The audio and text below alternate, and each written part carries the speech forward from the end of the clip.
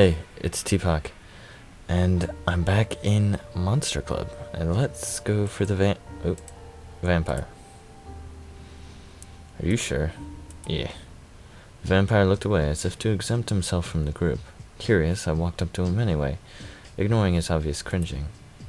Hi, so I'm new here. Well, you're a human, so that much was obvious. If we are forced to make an acquaintance, you may address me as Dracul. Tpok is your name, is it not? Yes. Pleasantries. He waved me off and slunk into another corner of the room.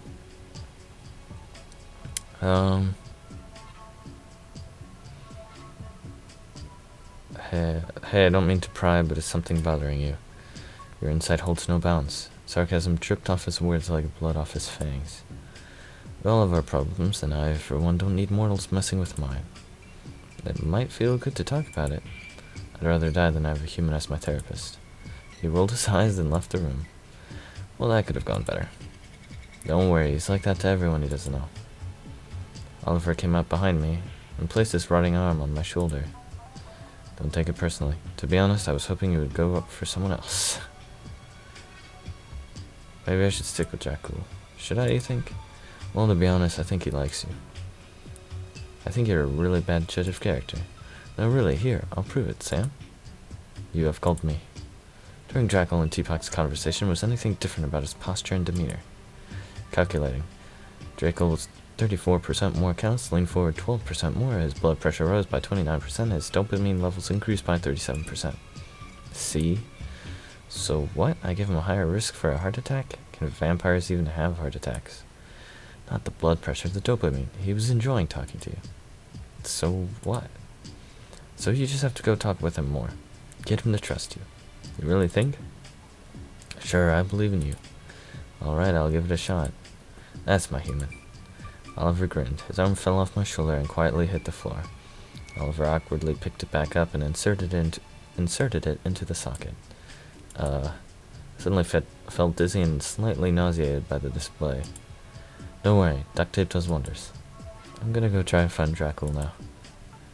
I stumbled out of the room, face that's nearly as green as Oliver's. Now, to find Dracul. It has been 2 days, but I hadn't seen a glimpse of the angsty vampire at all. Luckily, today was the second meeting of the Monster Club, and I hoped that I could get some more information on where he might be. As it turns out, I was even luckier than that. Oh, hi Dracul. Dracula? I gulped as I entered the room. He was leaning in a chair by the entrance. Greetings, Tpok. Dracul's gonna try working with you. Really? Yeah, they convinced me that it might be my best interest to have someone else help me with my particular problem. Can I help? Didn't I just say? Dracul smashed his hand against his forehead. Never mind, yes, I would appreciate your assistance. Okay, what do you need help with? Well, I lost an item of importance and I believe it might have been stolen from me. The item in question was quite valuable, to me especially, and I have reason to believe whoever stole it wishes me harm. What's the item? It doesn't matter what it is, I just need it returned. Tpok can't retrieve it if they don't know what it is. Just tell them. I would rather not divulge. It's a potion of vampirism reversal. Wait, vampirism reversal? Why would you want that? I don't know. Why would a vampire want a potion of vampirism reversal? Because of all one uses it has. You don't want to be a vampire? Doesn't matter what I want. I lost it, so the option is no longer mine. Do you know who took it from you? I have my suspicions, but I cannot confirm them. I would rather not confront the accused. If I am wrong, it could damage our relationship. You know the person you think stole your potion? Unfortunately, I believe Nora took it. This complicates things since she is also a vampire, and my fiancée. So that might be the chick on the cover. Took a deep breath and knocked on Dracul's door. Of course Dracul wouldn't answer, as he was still at the Monster Club. I was expecting no, hoping for another vampire to show up. Where had my life gone? The door opened to reveal a petite, brown-haired woman who appeared no more than 20. She had gorgeous red eyes and a short purple top which complemented her ivory skin. Hello? Hello, I'm a friend of Dracul's. Oh, thank God. She sighed and suddenly sharp fangs protruded from her mouth. Oh. No. Not good. I'm sorry, I just found... What the heck even is this? It's like a tiny piece of glass was in my sock. That's... kind of scary. Okay. Anyways, fangs protruded from her mouth. You don't know how annoying it is to keep these things hidden all day. No, I don't. Well, come in. A friend of Drakel's is a friend of mine. Totally thought she was gonna bite me. You kinda don't wanna just go Fang, go gadget Fang, and then just say, not bite someone. I mean, that's a nice thing, but you just don't do that. It freaks people out. Well, come in. A friend of Drakel's is a friend of mine. And she purred and invited me in. The house was lavishly decorated, if a bit old-fashioned. Beautiful golds complemented rich reds and purples, but all the fabric felt as if it had been faded with time. Remind me why you came. Drakel was worried about something he lost, and I'm just trying to track it down. Why are you here, then? I think he's overreacting and he probably just left it. I wonder if you knew anything, like where it might be. Okay. Drakel's not exactly known for his forgetfulness. He wouldn't have simply misplaced something of that value. Well, anyone could forget something every once in a while. Well, if being polite doesn't work, perhaps guilt would. He's just really bent out of shape about it, and I'm just trying to help. Help?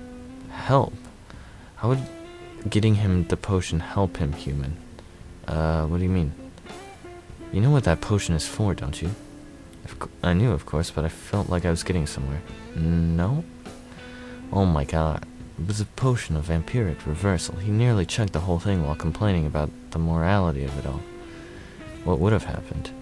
He would have become human, and worse, an unturnable human. He would have been stuck like that permanently. What happened with the potion, then? What do you mean? He was going to down it, but he didn't. What happened to the potion? What do you think? I had to hide it. Hide it somewhere he would never think of looking. Why did you steal his potion, Nora? I've spent eons with him. Eternities of quiet companionship, sharing books, and enjoying plays. The world has changed around us, but we had always stayed the same. Even after death, we would never part. Couldn't imagine looking at him as he aged, knowing with every wrinkle that his life would be finite. Knowing each passing day is one less that I can spend with the man I love. Please. This isn't a matter of money, or a way to get back at him. This is because he doesn't realize what becoming human would do to him. What it would do to us, to me. You should tell him. What? You love him. You took it to protect what you both have, right? Tell him the truth, all of it. If he stayed with you for this long, he'll understand. You really think so? Absolutely. Thank you. Oh my, I don't believe I ever caught your name. Teapot. Well, thank you, Teapot. I'll speak to Drakel about it over dinner tonight. I gave her a curt nod and left. I wasn't sure if she would talk to him, but I trusted her. I would talk to Drakel next Monster Club meeting to make sure, and then move on to the others. I felt like I was getting the hang of this, albeit slowly. The cool October wind brushed against my jacket, and I turned away content. Whatever life has in store for me, I was ready. Okay. Nice. And that... how does she get her head? That's what I want to know. Okay. Time for the demon. Are you sure? Yeah, kinda. Hi, Victor's the name. Hi, the name is Victor, and I'm an incubus. I'll never forget how gorgeous he looked at that moment. He looked impeccable, with bronze skin, rippling muscles underneath his skin-tight shirt, and an infectious, bright smile. Teapot, and I'm a human. Welcome to the Monster Club. Victor grinned his perfect grin. I felt like I could watch that smile forever.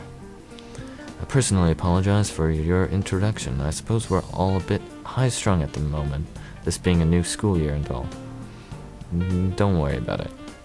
Don't worry about it. You could have died, or turned into some undead thing, or both. See, Teapot doesn't hold a grudge. They could even be our group's human ambassador. I am uncomfortable having a human present for our interactions.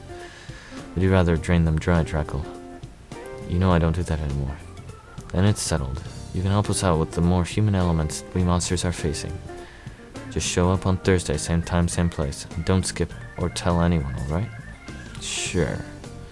Alright, we monsters have some issues to talk about, alone, completely unrelated to you. We'll see you Thursday. Alright, see you. I awkwardly stumbled out of the dank room. Sam, your bolts are showing. Input human retaliation. You should not have been looking. Practically skipped around my room, throwing on a pair of shoes and humming to myself. Today I get to go to the Monster Club. Didn't they nearly kill you last time you were there? A small, rational voice in my mind argued. Bygones. I laughed out loud, throwing on a backpack. Plus, Victor will protect me if anything goes weird. Just saying his name opened the floodgate in my mind, and I pictured his sleek yet muscular body wrapped around. You do realize what incubi do to humans, right? The rational voice in my mind deadpanned. With a gulp, you remembered. Earlier that week, I had Googled what the hell an incubus even was. Apparently, they're demons of lust, and they use their sexual prowess to lure humans to sleep with them so they can eat their souls. But you know, that's probably just a stereotype. A racist stereotype. I nodded to myself. Plus, I'm sure Victor's not like that. You've known him for 5 minutes, the voice growled. Plus, wouldn't an incubus want you to think they're harmless? If he wanted me dead, he could have just killed me there. I reasoned. Also reasoned that I seem partially insane talking to myself like this. He could want your soul to himself. My hand stopped on the doorknob to my room. It's true, he could want to just suck out my soul Black Widow style. But he seems like a cool guy. I bit my tongue, trying to concentrate. I went to the meeting. Boom. I half expected you not to make it. Once again, I'm sorry how I acted before. Don't mention it. If going to this club is going to be a regular thing, I should try to make friends. Alright, roll call. Draco. Present. Charlotte. Still stuck here, yeah. Sam. Confirming location. Location confirmed. Oliver? Yep. Victor. He mumbled under his breath, checking off another box. And Teapot. I'm here. Alright then, folks. First off, we're celebrating Draco's sobriety. Victor pulled out a small party horn and produced a silly sound. 2 years, am I right, Draco? It would have been 400 had that girl not seen my fangs grow by the windowsill. Even then, it was just small hypnotism and a taste. Should not have even counted. Anyway, we do have one issue that needs to be resolved. Tonight marks the 5th night in a row where a small horde of human females have been stalking me outside my apartment. At first, I thought I could take care of the situation myself, but well, college girls don't seem to listen well. It doesn't seem to be that big of a problem. It is when it's all hollow and meaningless. They don't even know a thing about me, yet they're willing to hide outside my door and shower me with meaningless trinkets. I am a romantic, really, but all this is just so nauseating. Hope and guilt flared inside my chest. On one hand, I was happy he was rejecting other suitors, but on the other, I had no idea how to approach him. Did I even plan on approaching him? I think about him all the time, his forceful biceps wrapping around me in a warm embrace, his tender blue eyes. Alright, so I had a crush on the incubus. So what? Getting into college was no easy task. And I did it because I wanted it. I get what I want. I looked at Victor hungrily, mentally debating my next move. He even seemed to not like gifts. And then again, none of those other girls even knew him. I had an advantage. I knew he liked sports games. At least I think, maybe? Well, gifts is an option. I could just flirt with him, nudge his foot when he wasn't looking, and bat my eyes. I've never been particularly good at it, but hey, you gotta start sometime, right? Come to think of it, I could also just kiss him. Have any of the girls ever been that forward? Is that too forward? I would say so, yeah. Or I guess I could just wait it out. It never works well in movies, but maybe I could just learn more about him. What do I do?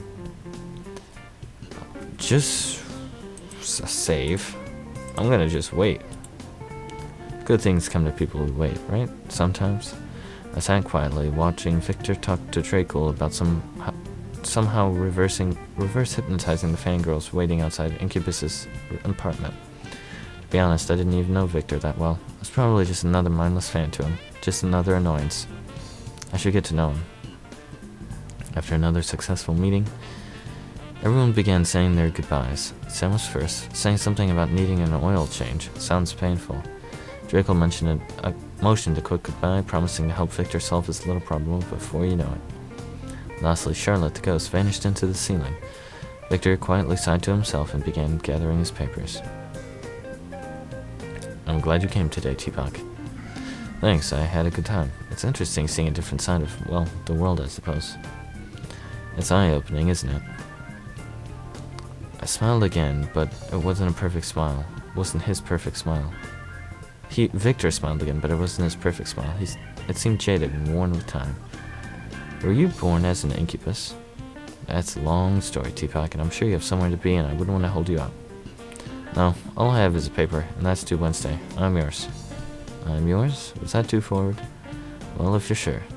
Victor looked me over, giving me one more chance to politely decline. All right, if you say so. It began when I was young, in 1989. His story was riveting and deeply personal. I felt like I knew him so much better once he had completed the tale.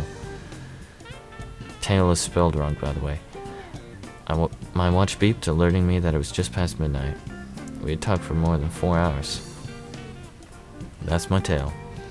I'm surprised it kept you interested so long, to be honest. Everything about you is interesting. I blushed. Victor gave me a squint, as if to judge the statement. It was too late to backpedal. My cards were on the table. How could I prove that I wasn't just another mind-addled suitor? Calmly and rationally explain your feelings is what I'm going with, but I'm saving just in case. To be honest, I see you as attractive, both physically and emotionally. You've been through a lot, and I feel like I can relate, even if it's not exactly the same. Small differences between death sucking you dry and accidentally sucking out souls, of course. Only a bit. He hadn't rejected me yet, and I know you might think my affection might just be your aura, and perhaps in part it is, but I see you for more than a sexualized idol. I see you as a person, with hopes and desires, with dreams and aspirations. I really hope you can open that vegan restaurant, and I hope it soars. I hope your story can have a happy ending, Victor. You were paying attention, weren't you? Just through the entertaining parts. What you doing Friday night? Catching up on work I could be doing any other time. Why? Just wondering. You know, I heard a new space-themed restaurant opened up just down the road. Maybe you and I could catch a bite. Sure, that'd be great. I admit, I was more than a little nervous. What did life have in store for me? A human dating in an incubus? Would I be able to adjust to his vegan lifestyle? Would I be able to solve the other monster's problems while dating Victor? Would the outside monsters see this as favoritism? Despite my worries, though, I smiled. Whatever life had in store for me, I was ready. We were ready. And that is Monster Club. So, thanks for watching, and I'll see you next time.